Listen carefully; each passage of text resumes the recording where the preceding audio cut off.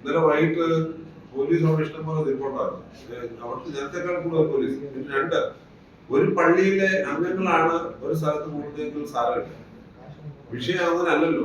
വിഷയം സോഷ്യൽ മീഡിയയിലൂടെ തന്നെ കൃത്യമായിട്ട് പറയുന്നത് ഇന്ന സ്ഥലങ്ങളിൽ നിന്നെല്ലാം തീവ്രവാദികളെ ഇറക്കണമെന്നാണ് പറയുന്നത്. അത് വളരെ കൃത്യമാണ്. അത് അവരുടെ തന്നെ സോഷ്യൽ മീഡിയയിലൂടെ അവർ തന്നെ പറയുന്ന ചില കാര്യങ്ങളാണ്. അതായത് ഒരു പള്ളിയിലെ അംഗങ്ങളാണ് ഒരു പള്ളിയിൽ കൂടി പ്രാർത്ഥിക്കുന്നതെങ്കിൽ അത് മനസ്സിലാക്കും. പക്ഷെ അങ്ങനെ അല്ല സംഭവിക്കുന്നത്. ഇപ്പൊ അതിനുവേണ്ടി ചാവകൾ ഉണ്ടാക്കിയിരിക്കുകയും ആ ചാവേറുകൾ കൃത്യമായി എല്ലാ ദേശത്തും ഓടിയെത്തുകയും അവർക്ക് 2-3 ദിവസം കഞ്ഞിയും പയറും കൊടുക്കുകയും ചെയ്യാന്നൊക്കെ ഫോണിൽ മെസ്സേജിലൂടെ പറയുകയും വേണ്ട സാധനം ചെയ്തു കൊടുക്കാന്ന് പറയുക, അങ്ങനെയുള്ളതിനെ സർക്കാർ സപ്പോർട്ട് ചെയ്യുകയാണ്. അതാണ് നമ്മുടെ പ്രധാനപ്പെട്ട വിഷയം. അത് മനസ്സിലാകത്തില്ല. എന്താണിത്? അതിന്റെ കാര്യം മനസ്സിലാകുന്നില്ല. അതല്ലെങ്കിൽ നീതിന്യായ കോടതി പറയുന്നത് കേരളത്തിലെയും ഭാരതത്തിലെയും നീതിന്യായ കോടതി തെറ്റാണെന്ന് പറയേണ്ടി.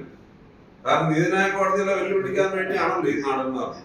ഇത് കൃത്യമായി മനസ്സിലാക്കി ആണോ പ്രവർത്തിക്കുന്നത്, അതോ ഇങ്ങനെ ഭയപ്പെടുത്തി ഇങ്ങനെ മുന്നോട്ട് പോകാം, അങ്ങനെയാകുമ്പോൾ കാര്യങ്ങൾ നടക്കും എന്നൊരു ധാരണയാണ്. ബില്ല് വരും എന്നൊരു പരിപാടിയായിരുന്നു. അതിപ്പോഴും ഒരു ഭീഷണി അടിച്ച് നിർത്തിയിരിക്കുകയാണ്.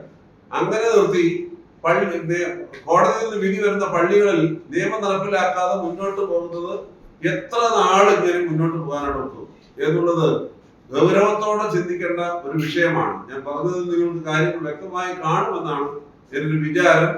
ഇത് അവസാനിപ്പിക്കുവാനും രാജ്യത്തെ നീതി നിയമ വ്യവസ്ഥിതികൾ കൃത്യമായി പാലിക്കപ്പെടുവാനും കേരളത്തിലെ ഭരണ സംവിധാനം തയ്യാറാകണമെന്ന് മാത്രമാണ് എനിക്ക് ഇവിടെ ഓർമ്മിപ്പിക്കാനായിട്ട് ഉള്ളത്.